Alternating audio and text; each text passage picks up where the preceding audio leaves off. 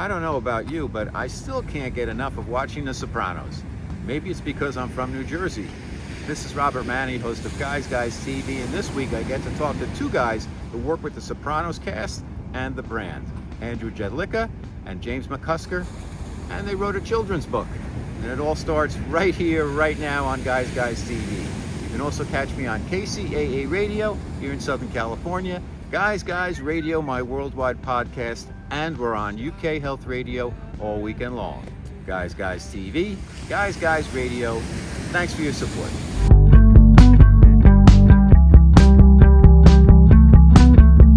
Okay, Guys Radio, it is the interview portion of our show, and I'm delighted to welcome two interesting guys who are from Jersey, like I am, and they got together and they put together a children's book, but they also have a background in writing novels, also managing the careers of some of the cast members of The Sopranos. How do we mix that all together? Well, we're going to do that today on Guys Radio. So let me tell you a little bit about my two guests. First, we've got Andrew Jedlicka. He is the founder of the Andrew Frank Group, which he's been a booking agent and a marketing business manager for celebrities and influencers for the past 6 years.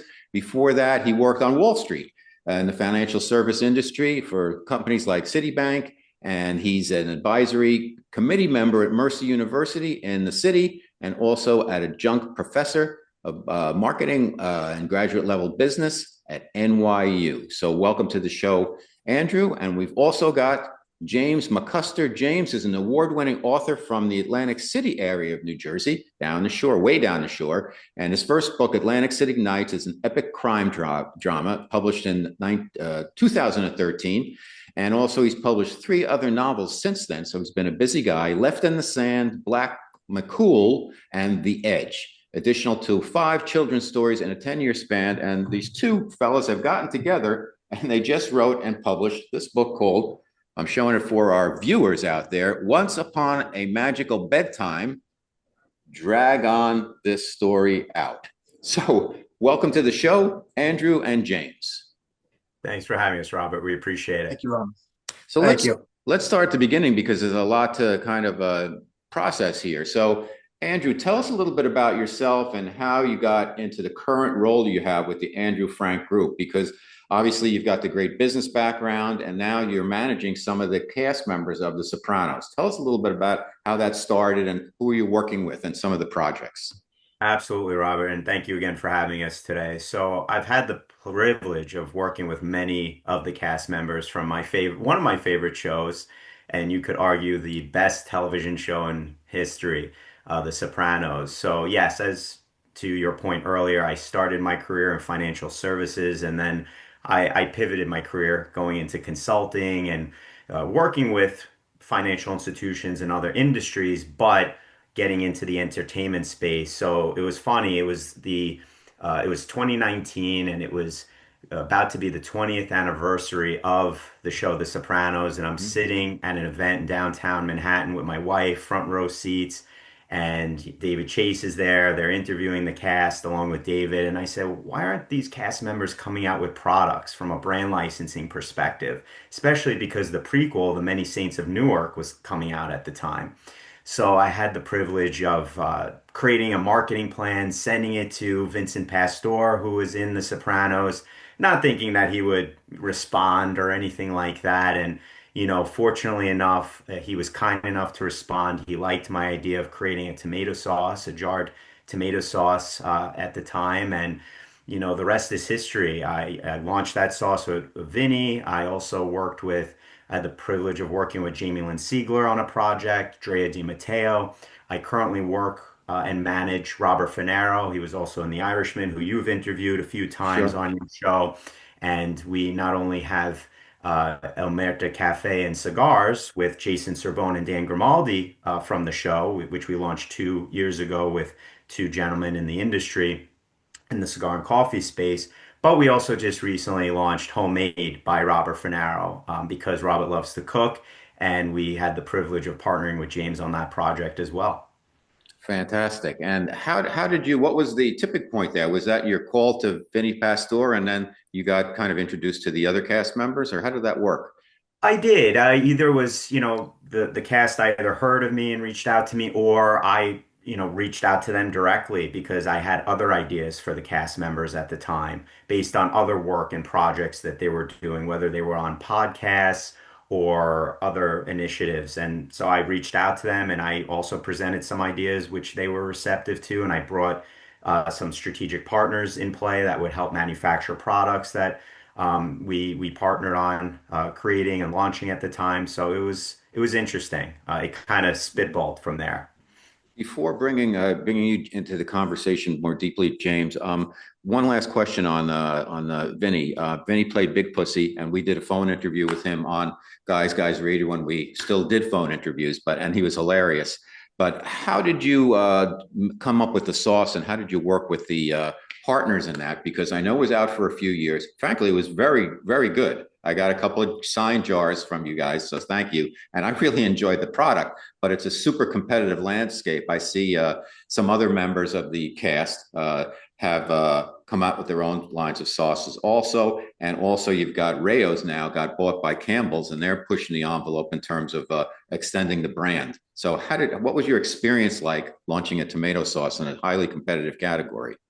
Well, it's interesting. So you're extremely correct. It's very competitive. I was new to the space. At the time, I had two ideas. One was either tomato sauce or a red wine. So Vinny and his, agent and talent management team at the time, they were more receptive to the sauce, which was great because I myself, I'm half Italian, and I was very into, my getting Sunday sauce. Some people say gravy, but I say Sunday sauce.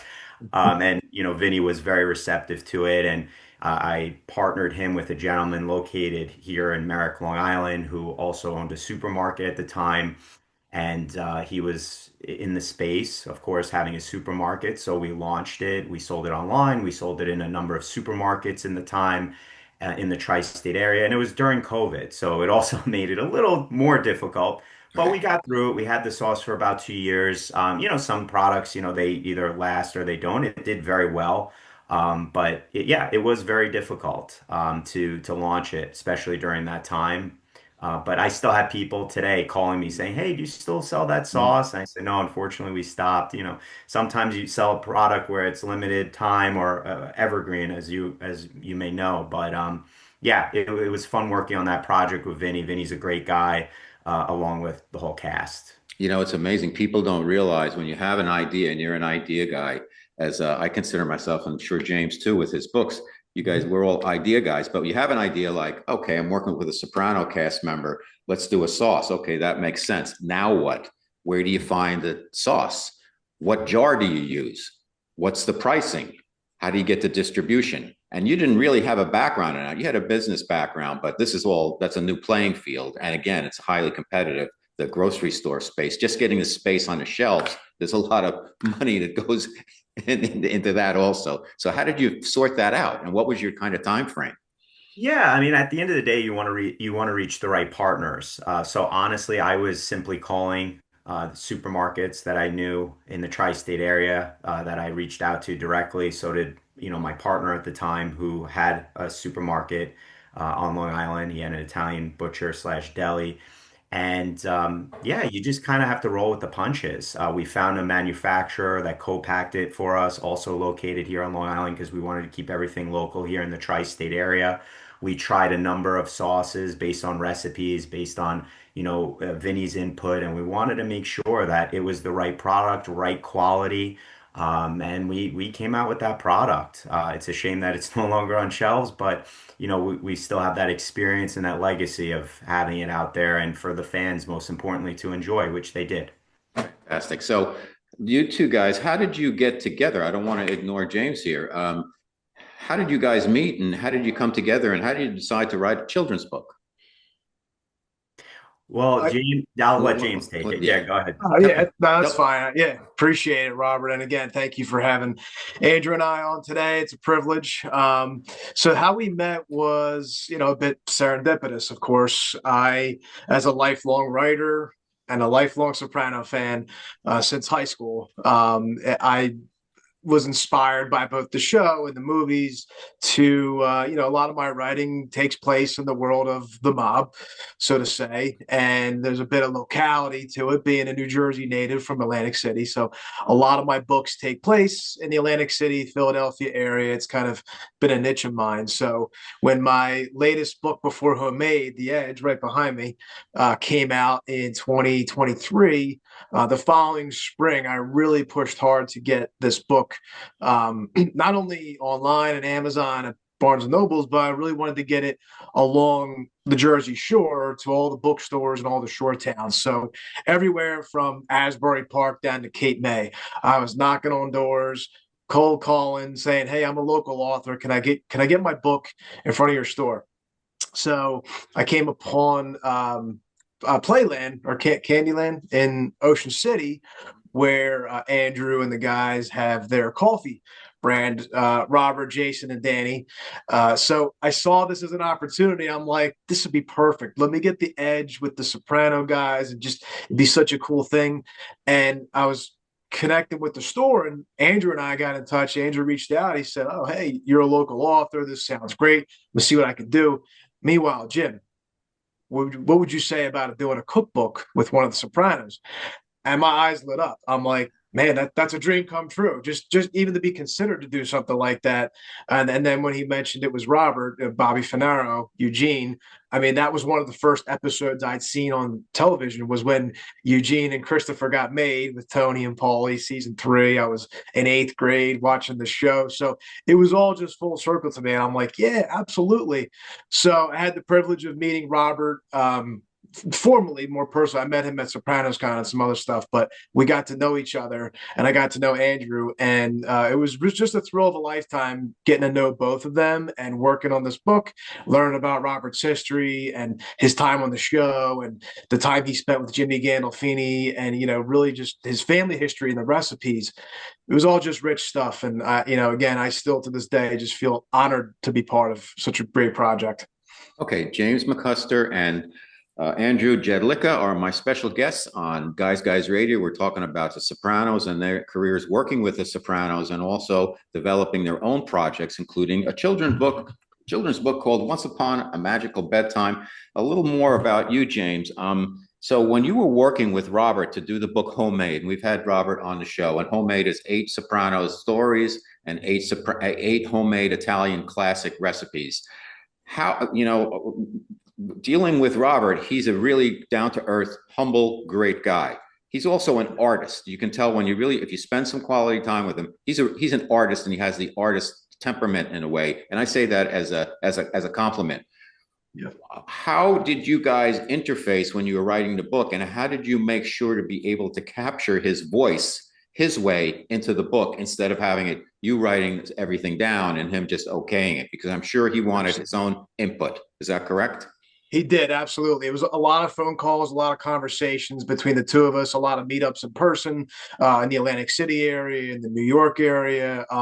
We just spent a lot of time together. And, as a writer, I guess, you always want to put your flair to it, your creativity, but I had to back up and say, this is Robert's story. Let's keep his voice intact. So there just was a lot of back and forth in a good way of shaping this story to tell Robert's background in his voice and keeping that the spirit of his background and his time on The Sopranos.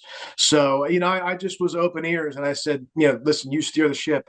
Tell me where to go. I suggested some of the best episodes that he was, he was great in all of his episodes of Sopranos, but some of the key moments that he was in, like being made and, the scene with the juror and, of course, the Snapple bottle scene. Right. And then at the end, members only, his swan song there. So we talked through the episodes. He shared his background on it. And I really, just kept it intact with it's his story. And I just, gave my 2 cents where I could. Mm-hmm. And how did you, James, come up with the recipes? Because these are pretty classic. I mean, I know old school Italian. These are old school red sauce kind of Italian recipes that every family makes in a different way. How did you narrow it down to these 10s? Because I was thinking well, he doesn't have manicotti on there. He's got eggplant parm, but listen, how did you come up with these? So yeah, I mean, again, Robert had these list of recipes that he grew up making and learning, and being passed on through generation of all the his mother and grandmother. These things get written down, and as he would say, there's parts of it here, they're all written on like a little scrap piece of paper. So he did his best to kind of bring it all together and put his flair into it, and I simply just took what he told me and put it in like a recipe format and said, let's make this number one direction, bring this to a boil, number two, so on and so forth. So Did you again, actually did you Robert, actually make them make the dishes oh, I while you made were every working? single one. Okay. Absolutely. Yeah. I still do. The rice balls, the Nick Fury chicken. I mean, these are almost staples in our home now because I've made them so, especially the rice balls, which are delicious. Have to have them send some to you, Robert, because Thank they're you. amazing.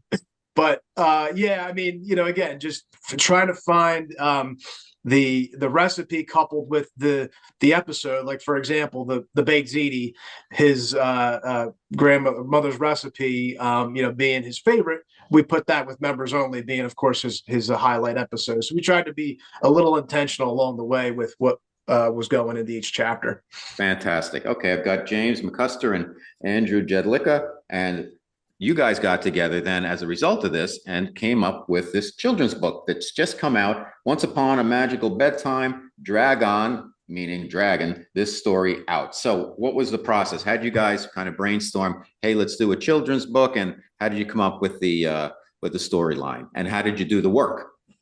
Yeah, so I'll jump in there. So my daughter, I have three children. My daughter Madison, she's now 9. My son Luca, he'll be 7, and my son Christian, he just turned 5. So when she was younger, she would always say, "Daddy, can you read me a bedtime story?" So I would go to the shelf, try to pick out a traditional bedtime story, and she would always stop me and say, "No, Dad, can you please make up a bedtime story and put me in the story?" So that's what really sparked the idea and what motivated me to think of why not turn that into a children's book? Because my wife and I were always tired at the end of the day, like most parents, you really want to just get your kids to bed. But at the end of the day, and we actually dedicated the book not just to our wives and our children, but we also wanted to dedicate it to all the hardworking parents out there that, are tired at the end of the day, but still want to make their children happy by reading them a bedtime story. So that also motivated me to want to approach James and say, James, I have this Mhm. concept. And James is, a great father. He's got his wife that also are working hard to take care of their two beautiful children. Why don't we partner together and create this type of book and really bring it to life? And that's what we did. Fantastic. What was the process like for you, James? Did you do the writing, or was Andrew like the idea guy? You did the writing, and then who did the artwork? Very nice illustrations. Yeah, so Andrew and I went back and forth. Well, obviously Andrew's idea that he approached me with about this time last year, and as being a father myself, I was like, absolutely. I mean, I have a 4-year-old, about to be 4-year-old daughter, and son just turned 1. So I said, this is awesome because I did want to transcend to do things for my kids too that they can read. So this was perfect timing. So then again, much like us with Robert, just the back and forth dialogue. It was the same with Andrew and I, and it was just months of kind of going back and forth with each page. We wanted to talk about something and push this story forward. So once we got the words together, we reached out to some artists, some illustrators out there, and it took some time, but we found somebody that we really and loved working with that really drew these sketches by hand. And what I liked about her was that she was very communicative and showed me, her name's Ashani, and she showed me everything that she was doing, every step, like from the beginning of the sketch to the color to the end, and was asking for approval really every step of the way. And again, we would love to use her again as if we hope to make this a series. And it was really a fun experience, really cool. Mhm. And how did you guys, and I'll bring Andrew into this, how did you get into, how do you kind of approach the marketplace? What was your kind of concept for that? Because obviously there's so many different channels with publishing now, where anybody can write a book, but not everybody can write a good book. And then how do you break through to get into the stores and or just sell it online and go through Amazon? And James, you have experience with Amazon's publishing arm. How did you go through the process of coming up with a game plan as to how to attack the industry, if you will, in the marketplace? Absolutely. No, that's a great question. I mean, at the end of the day, we did approach some publishers. We actually worked with an agent. We did have some potential opportunities that we were entertaining with publishers, but it just wasn't the right fit. So what we did was, James and I, we got together and we said, let's just self-publish it ourselves. And the reason for that is because, when you go through a publisher, they'll help you with the marketing as well. They'll help you get into Barnes and Nobles and sell on certain marketplaces. But based on my experience in the entertainment industry and the connections I had in retail, I said, let's self-publish it and let's just work together to do it ourselves. So that's exactly what we did. So you could find our book and also James's books on Amazon, Barnes& and Noble's website, Walmart.com we just launched on, and also booksbymccusker.com, which is Mm-hmm. James's website. But the reason why I also bring that up is because we were able to do a number of book signings at various Barnes& and Nobles in the tri-state area. So we did one in Brick, New Jersey. We did one in Staten Island, which is Robert's neck of the woods where he Mm-hmm. currently resides. And we did one here on Long Island in Massapequa Park, Long Island, and I'm originally from Massapequa. And we had a great turnout. So, and the stores are currently carrying the books as well. So we would like to continue on that path, and we're trying to get the books into more Barnes and Nobles. We also just recently did a book signing at Stu Leonard's in northern New Jersey, in Clifton, New Jersey, to be Mm-hmm. exact. Sure. So we're continuing to do that, and we're doing this book tour where we're having great interviews with folks like yourself to, tell our story, no pun intended, and just really explain where they could find the book and why we feel they would enjoy it. Well, it's a great project, and congratulations. And it is again crowded marketplace. But if you have, I always say, and maybe James, what I'd like to get your opinion on this is, I think writing is something that it's not something if you want to do it, it's not something you want to do. It's something like you have to do. You have to do it. You got to get it out, or it's going to drive you crazy. Is that your take on writing also? I couldn't agree more, Robert. I mean, it's something that you almost can't help yourself because I find myself, during my day job, it like I get these ideas and things. So I try to save the time to be creative early in the morning or later at night. But as you know, that Right. process can just hit you, an idea throughout the day. Oh, it's raining. That would be a great setup to a story or something. So I totally agree. And that's something that's always kind of carried me through, even in my younger days, back when I was 7, 8, 9. I mean, I was scribbling little short stories and mysteries and science fiction. So it's writing is as part of me as anything. Now you have a very interesting town. I've been down there a number of times because I'm a Jersey Shore guy also, in that I had a place in Ocean Grove for 25 years that I sold before I moved out west, and so I've been to Asbury Park through all the scenes in The Sopranos, and before it Yep. was anything when they tried to come back and then they couldn't, it fell apart again, and then finally they broke through, and the Jersey Shore is an interesting landscape, if you will, backdrop for I think for writing, for books, and any type of artwork. What's your take on the Jersey Shore in general, and also specifically Atlantic City, which has so much mythology to it, where it's just Yes. like city that's kind of full. It's kind of like Asbury in a way, where it came back with some of the casinos, but it's never really gotten to where it could be. And it's a beautiful area. I mean, it's a Yeah. gorgeous area, but it's one of those, has those big city issues.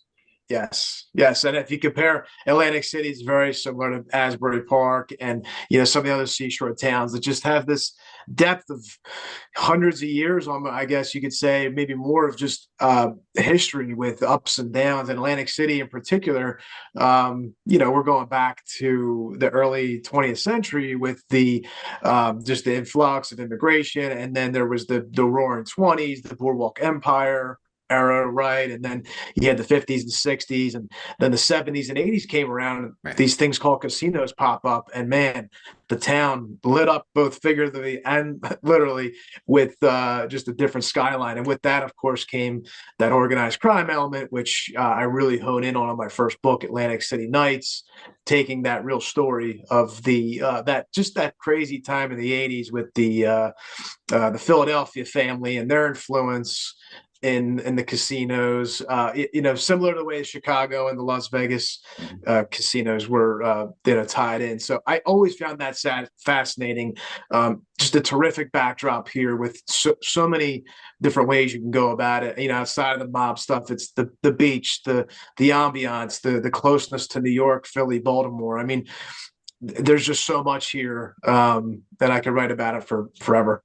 Fantastic. Okay, my special guests on Guys Radio, Andrew Jedlicka and James McCusker. We're talking about The Sopranos. We're talking about writing. We're talking about their children's book, working in different categories, and kind of how to make it. Because in today's marketplace, let's face it, folks, you got to be a Renaissance man because things change so quickly. But you also have to hold on to those old school values. So, Andrew, for you, working with The Sopranos, I know you did some work with Drea D'Amato, and you mentioned Jamie Spire. Jamie Lynn Jamie Lynn Sigler. Siegler, I'm sorry. What was, my take from meeting Robert and also James, and also one of my friends from high school, Brad Zimmerman, played Johnny Sack's attorney in the series. But my sense was that, and also meeting, Michael Imperioli when we hired him to do the 1800 tequila ad campaign, was that was a family feeling for real. It wasn't made up within the cast, and it wasn't like us against the world, but there was a tribe, if you will. What's your take on that, and how do you break through, Andrew? Yeah, I mean, I have to say, as I mentioned earlier, I have the privilege of working even till today with many of the castmates. I work not only with Robert Finero, but Jason Serbone, Dan Grimaldi. I've worked on projects with Chris Caldovino, who's currently in Tulsa Kings. The third season's coming out in Mm-hmm. September. He's Yep. amazing in that. Amazing actor. He was in Boardwalk Empire along with The Sopranos. I work with Matt Servito, who played Agent Harris in the show. Mm-hmm. I work with him on a number of projects. And I just have to say, like, they are just such great people. They're great people to each other. They're great people to the folks that they work with, like myself.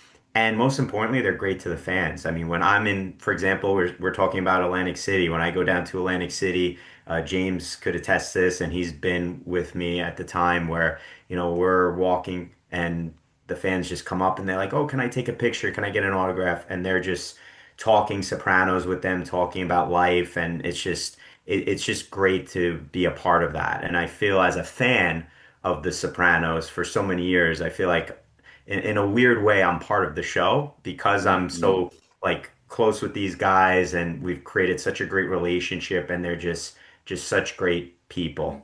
So their relationships with each other and the way it comes across with the media is like, yeah, one big family. And like any family, I'm sure there's squabbles and all of that, but it really seems sincere that these guys kind of not only work together, but hang together in some form or fashion outside of the show. Is that accurate? Absolutely, absolutely. And even when we do events, which in fact we have one coming up called A Night with the Sopranos. It's November 21st. It's here on Long Island in Belmore at the Belmore Showplace Theater, where Robert, Dan, and Jason will be doing like a Q&A type of event. It's going to be really exciting. We're actually going to have a mystery guest from The Sopranos. So even when we're doing these events together, whether it's before or after, we get together, they get together to hang out and just have a good time and reminisce about the good old days on the Mm-hmm. show. Mm-hmm. Now, with that in mind, and this is for both of you fellas, the Many Saints of Newark, you mentioned it earlier, Andrew, and I remember when that movie came out, there was such a thirst for more Sopranos content, if you will, and I thought it was a terrific movie, and I thought the guy who played the lead, Alessandro Nivola, was terrific, and I also thought James Gandolfini's son did a wonderful job also. Yet, I think we can collectively admit it didn't create that spark that was probably expected. It wasn't as big as it could have been, and the reviews were good, but not like The Sopranos. What was your take on the movie? What do you think happened? And you think there'll be more Sopranos type of content like that coming out?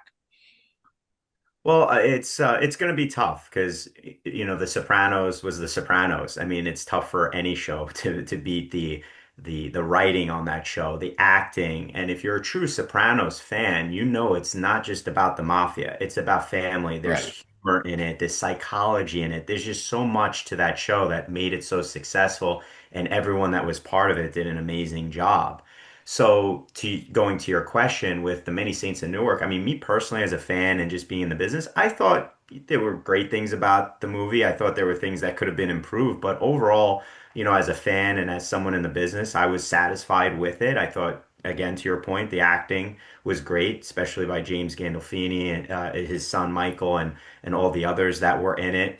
Will we see others? Who knows? I guess time will tell, but it's just going to be really tough, in my opinion, to beat that original. What was your take on it, James? Yeah, I have to agree with Andrew as a fan. I think when the film came out, there was a lot of hype, and I think as The Sopranos kind of grew in popularity with COVID and streaming and all the things that happened, I mean, I think the fan base tripled, quadrupled. I don't know since it was on air, and so you had everybody really geared up to go see this. But again, when that happens, there's always that the level of it wasn't this, it wasn't the show, it wasn't the original. But again, as a super fan, I appreciated it. I liked the story. I liked what they did with it. And I mean, again, as a fan, I'd love to see more content. I'd love for them to take the story into maybe Tony's years as being in his 20s, like during the 80s or something. Especially because I love the 80s just with Atlantic City Nights. It took place. I just love that era, the music and everything. So if they did something like that, it'd be great. But you just never know. You never Yeah. know with the writers and Mhm. the powers that be where they're going to take the Sopranos universe next Right. if they do it all. That's a great idea, James, because I think what they're doing with James Bond, because they killed him off in the last, I forget the name of the last movie, and now they're talking about doing prequels, Mm-hmm. younger Bond, because I guess they haven't figured out how do you bring him back to life without it being too hokey. I guess the same thing with John Wick. They got to figure out how do you bring him back too. But when Yeah. there's money on the table, you find a way. But Oh yeah. uh, Money talks. So, so what's next for you guys? You did the children's book. You thinking about a series? Where do you pitch an animated TV series? I would think, or like, how does this all work? Yeah, I mean, with the book, the children's book, James and I would love to turn it into a series because, every book, like right now with this version, it's about medieval times where my daughter's the queen, my son is a knight, he finds a talking bear to help save the queen. We would love to turn into a series where each book is a different scenario as part of the story. So James and I are currently working on the next book, and it will be a different setup, different scenario where we're reading to our children. Well, James specifically, in this case, is reading to his children, and it'll immerse them into a specific universe or world, so to speak, like the medieval ages, like this book does. So yes, we are working on making it into a series. Would love to turn it into a TV series, absolutely. I know James would love that as well, and he would do a fantastic job in writing for that. So yeah, we're continuing. I myself with the Andrew Frank Group are continuing to work on projects with The Sopranos as well. Like that event in Belmore on November 21st, and yeah, we're Okay. continuing. Well, just curious, out of curiosity, your children, both of your kids, for both sides, what was their take on the book? And did they say, "Daddy, I'm not like that," or "That's me," or I want more pages about me"? What was their take? Well, for my daughter, and then I'll let James speak with regards to his children. My daughter was just happy that I made her a queen and not a princess. That was the biggest feedback I got from her. So thank goodness we made her the queen in the book. How about Yeah, you, no, James? absolutely. Yeah, so especially my daughter who's going to be 4 in October. I mean, when I told her that Dad wrote this book and there's different images in it, I mean, her eyes lit up and she really enjoyed it. And again, she loves dragons too, so that was another plus. And actually, last night we had some family over from just a Long Beach weekend, and my sister-in-law wanted to read the kids a book, and nothing lit up my heart more than to see her go. to the bookshelf, pull out Once Upon a Bedtime, Magical Bedtime, and for my sister-in-law to read it. So, and my daughter knows it's me that wrote it, so she can, she resonates with that, and just having her understand that and seeing that connection for her, knowing that dad wrote the book, it really just that does it for me. I mean, that's really why we did it, was Mm. to for our kids and to see that spark in them. That's So awesome. Awesome. Okay, my yeah. special guests on Guys Radio. We've got a little bit more time left. Andrew Jedlicka and James McCusker. We're talking Sopranos. We're talking kids' books. We're talking about working together. We're talking about New Jersey and lots more. So, Andrew, with your clients, they have a brand, Omerta, and I think it's a coffee brand and it's a cigar brand also. What is that all about, and how did it come about? Yeah, absolutely. So yes, we have a cigar line and coffee line with Robert Finero, with Dan Grimaldi and Jason Sorbonne. They were all in The Sopranos, and it's about 2 years ago where I was approached by another cigar company to maybe do a project or an event. We ended up doing an event with them, and then that kind of sparked the idea in my mind. Well, why don't we do something with cigars? So I spoke with Robert, Jason, and Dan about it. I was doing some research and I found these two gentlemen. They're both named Rich. They've been in the cigar business for quite some time. And coincidentally, one of the Riches reached out to Robert as well, and we didn't even know. So the stars really aligned there.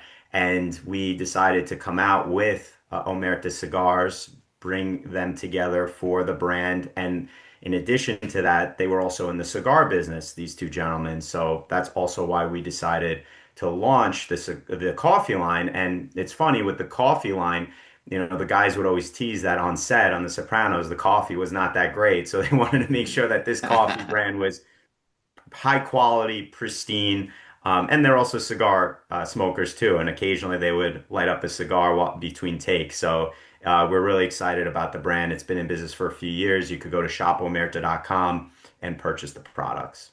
Wow. And, I was in the cigar business myself, doing all the advertising for the General Cigar brands for a number of years. Partagas, Cohiba, um, Punch, Macanudo, and what a crazy business that is. You got to like your cigars. I got to tell you, our clients, I felt for them, because you have to be trying cigars like all the time. And if you're not a cigar smoker, uh, cigars, it's like you got to saddle up. It's like, True. It's true. And ours are hand rolled and high quality. So we yeah. wanted to make sure that high quality hand rolled and it's easy for people to purchase them. And yeah, And we're excited about it. Very good. I've had them. Both the coffee and cigars are top notch. I can okay. attest to that.